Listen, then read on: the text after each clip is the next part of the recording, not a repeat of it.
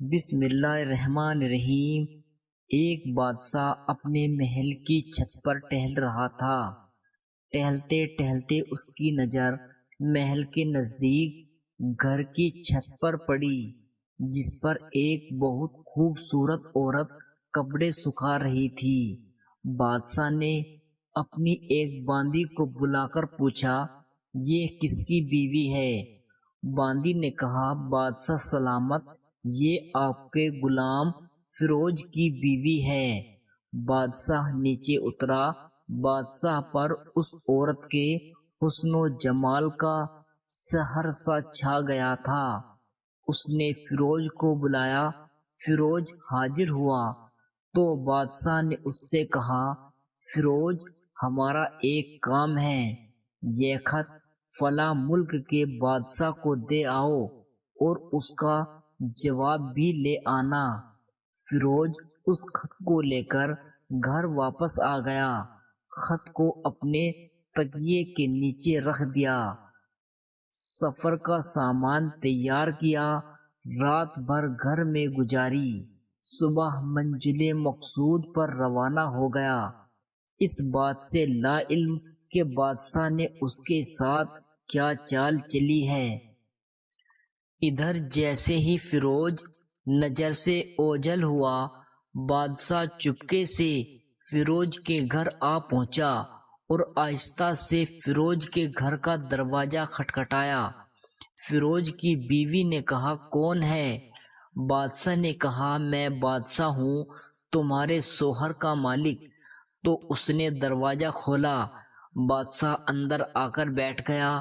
فیروز کی بیوی نے حیران ہو کر کہا، آج بادشاہ سلامت یہاں ہمارے غریب خانے میں؟ بادشاہ نے کہا، میں یہاں مہمان بن کر آیا ہوں۔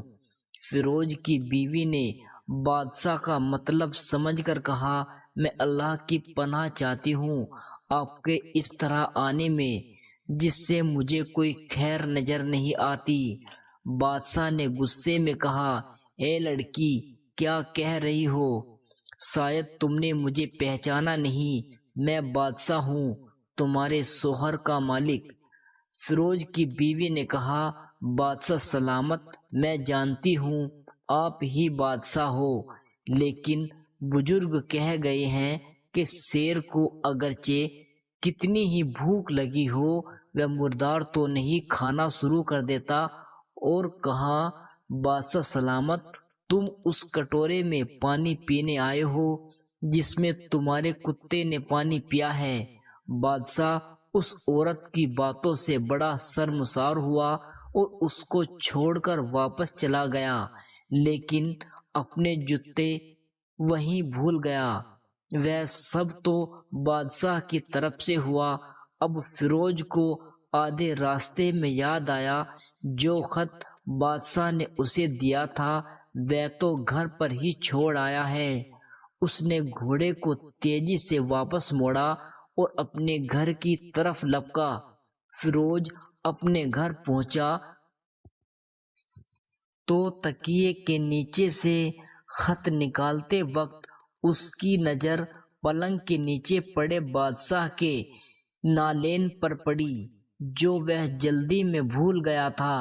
فیروز کا سر چکرا کر رہ گیا۔ وہ سمجھ گیا کہ بادشاہ نے اسے باہر کیوں بھیجا ہے، تاکہ وہ اپنا مطلب پورا کر لے۔ فیروز کسی کو کچھ بتائے بغیر چپ چاپ گھر سے نکلا۔ خط لے کر وہ چل پڑا اور اپنا کام ختم کرنے کے بعد بادشاہ کے پاس واپس آیا تو بادشاہ نے اسے انعام کے طور پر 100 دینار دیے۔ فیروز دینار لے کر بازار گیا اور عورتوں کے استعمال کے قیمتی کپڑے، کچھ تحفے وغیرہ بھی خرید لایا۔ گھر پہنچ کر بیوی کو سلام کیا اور کہا، چلو تمہارے میکے چلتے ہیں۔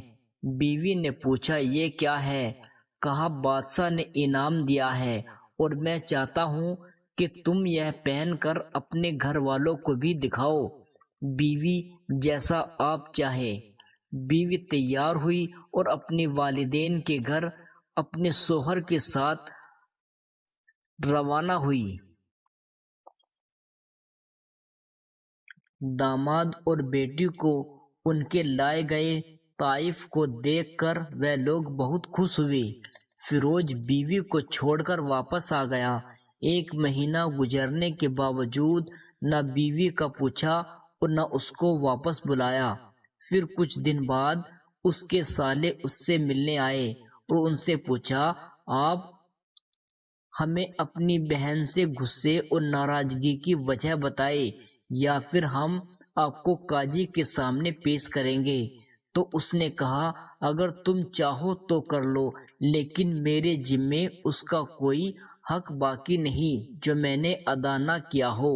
وہ لوگ اپنا کیس قاضی کے پاس لے گئے تو قاضی نے فیروز کو بلایا۔ قاضی اس وقت بادشاہ کے پاس بیٹھا ہوا تھا۔ لڑکی کے بھائیوں نے بادشاہ سے کہا، بادشاہ سلامت، اللہ آپ کو سلامت رکھے۔ قاضی صاحب، ہم نے ایک سرسبز باغ، درخت، پھلوں سے بھرے ہوئے اور ساتھ میں میٹھے پانی کا کنواں اس شخص کے حوالے کیا تھا، تو اس شخص نے ہمارا باغ اجاڑ دیا، سارے پھل کھا لیے، درخت کاٹ دیے اور کنویں کو خراب کر کے بند کر دیا۔ قاضی صاحب فیروز کی طرف متوجہ ہو کر پوچھا، تو لڑکے تم کیا کہتے ہو اس بارے میں؟ فیروز نے کہا، قاضی صاحب جو باغ مجھے دیا گیا تھا وہ اس سے بہتر حالت میں نے انہیں واپس کر دیا ہے۔ قاضی نے پوچھا، کیا اس نے باغ تمہارے حوالے ویسی ہی حالت میں کیا ہے جیسے پہلے تھا؟ انہوں نے کہا، ہاں ویسی ہی حالت میں واپس کیا ہے، لیکن ہم ان سے باغ واپس کرنے کی وجہ جاننا چاہتے ہیں۔ قاضی نے کہا، ہاں تو فیروز تم اس بارے میں کیا کہنا چاہتے ہو؟ فیروز نے کہا، قاضی صاحب میں باغ میں کسی بغض یا نفرت کی وجہ سے نہیں چھوڑا، بلکہ اس لیے چھوڑا کہ ایک دن جب میں باغ میں آیا تو اس میں نے شیر کے پنجوں کے نشان دیکھے، تو مجھے خوف ہوا کہ شیر مجھے کھا جائے گا، اس لیے شیر کے اکرام کی وجہ سے میں نے باغ میں جانا بند کر دیا۔ بادشاہ جو ٹیک لگائے ہوئے یہ سب کچھ سن رہا تھا اٹھ کر بیٹھ گیا اور کہا، فیروز ہم نے باغ کی طرف سے امن اور مطمئن ہو کر جاؤ، اللہ کی قسم اس میں کوئی شک نہیں کہ شیر تمہارے باغ میں آیا تھا، لیکن وہ وہاں پر نہ کوئی اثر چھوڑ سکا، نہ کوئی پتا توڑ سکا اور نہ ہی کوئی پھل کھا سکا۔ وہ وہاں پر تھوڑی دیر رہا اور مایوس ہو کر لوٹ گیا، اور خدا کی قسم میں نے کبھی تمہارے باغ کے گرد لگے مضبوط دیواریں دیکھی ہے، ایسی کہیں نہیں دیکھی۔ فیروز اپنے گھر لوٹ آیا اور اپنی بیوی کو بھی واپس لے لیا۔ نہ تو قاضی کو پتا چلا اور نہ ہی کسی اور کو کہ ماجرا کیا ہے۔ کیا خوب بہتر ہے اپنے اہل و عیال کے راز کو چھپانا کہ لوگوں کو پتہ نہ چلے اور اپنے گھروں کے بھید کسی پر ظاہر نہ ہونے دے۔